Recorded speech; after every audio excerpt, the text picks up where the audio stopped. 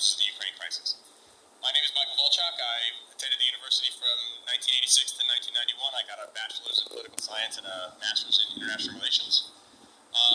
Professor Mearsheimer was a tremendous influence on my life, completely revolutionizing my worldview, changed how I looked at international relations, politics, just everything. In fact, he was such a big influence on my life that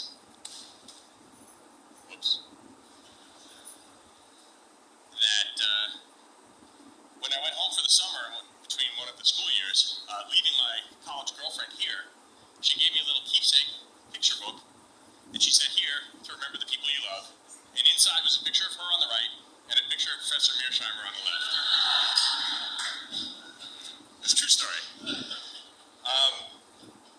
When I was here, the two biggest things that for me were military affairs and the Model United Nations of the University of Chicago, the student organization that I co-founded in 1988.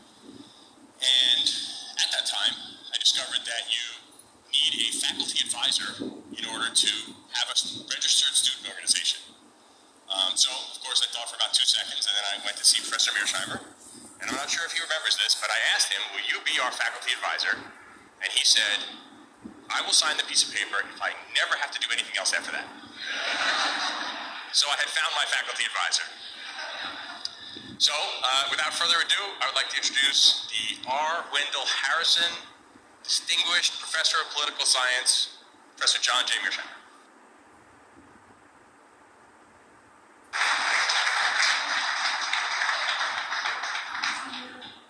Thank you very much for that kind introduction. Thanks all for coming out to hear me talk.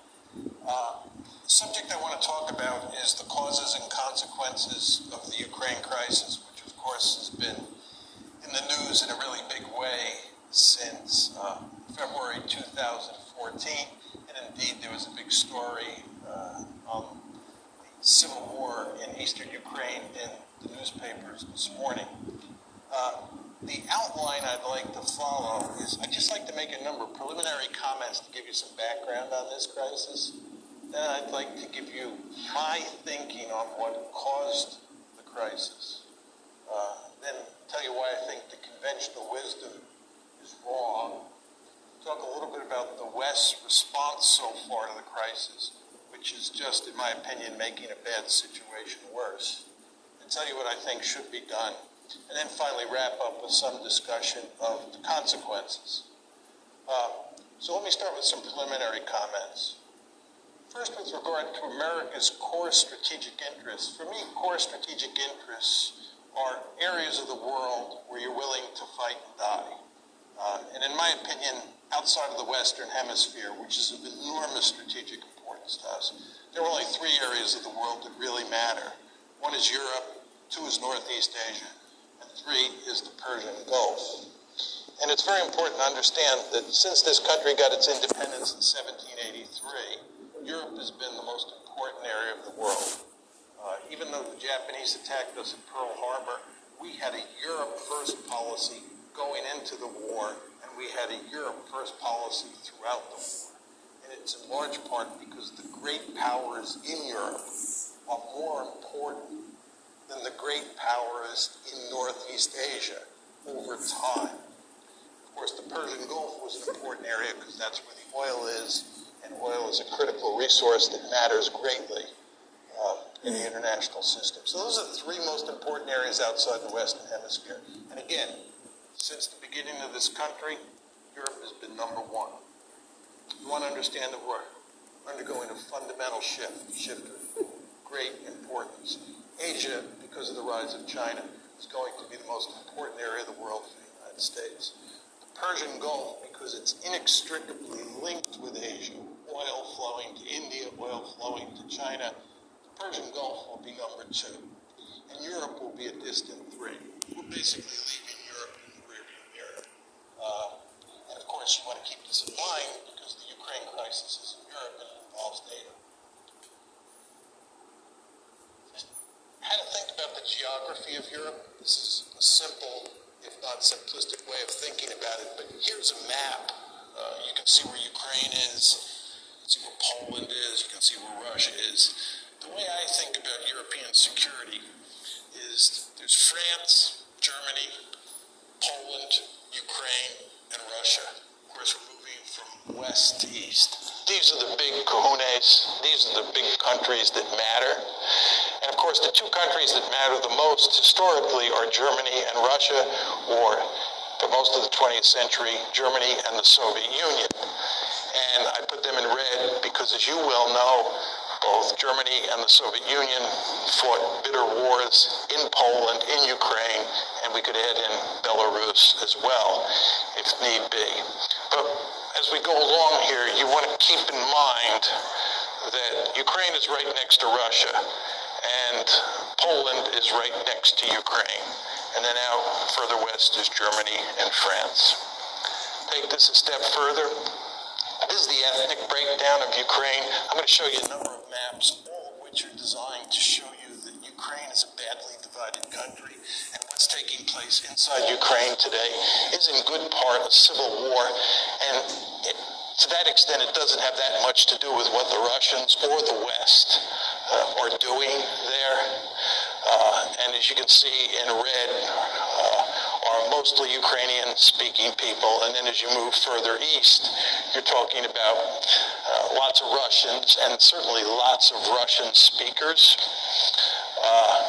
This is the Ukraine election of 2004. This is the election in the wake of the famous Orange Revolution, which I'll talk more about.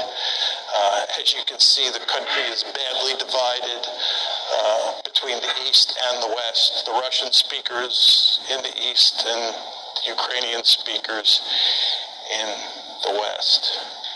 This is the 2010 election, which resulted in Yanukovych getting elected. I'll talk about President Yanukovych as we go along. He was elected in 2010. And you can see there the voting patterns in the 2010 election look a lot like the voting patterns in the 2004 election.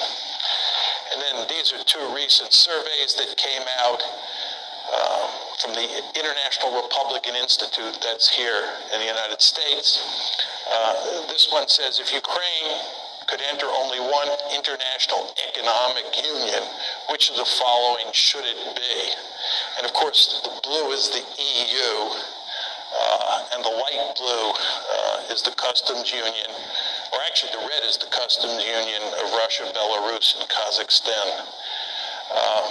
And the cities up at the top are in western Ukraine, and the cities down at the bottom are in eastern Ukraine. So you can see very clearly that people in the West would like to join the EU. People in the East have little interest in joining the EU. Those are the EU numbers. Here are the NATO numbers. I mean, these two charts look virtually the same. But all of this tells you that you have a badly divided country.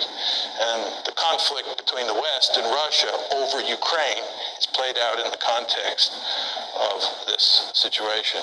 There's a simple little view graph that shows Europe's dependent on Russian gas. It's quite clear from that view graph that many of the countries in Eastern Europe and even countries like Germany are heavily dependent on Russian natural gas. And of course, that gives the Russians lots of political leverage in this crisis, and it makes it very difficult for us to put pressure on the Russians. Okay, those are just a number of preliminary comments I wanted to throw out just to set this up. Let's talk about the causes of the conflict. I think if you're going to talk about the causes of the conflict, you have to come at it from three different perspectives. First of all, you have to ask, what are the deep causes of the crisis? What are the structural factors that underpin this conflict? Then you have to talk about the precipitating causes, because the crisis broke out on February 22nd, 2014. Things were not terrible until February 22nd, 2014. And that's when everything went to hell in a handbasket. And the question is, what caused it then? If you focus on deep causes, it can't tell you why something happened in February 2014, but the precipitating causes is designed to get at that. And then what we want to talk about is the Russian reaction.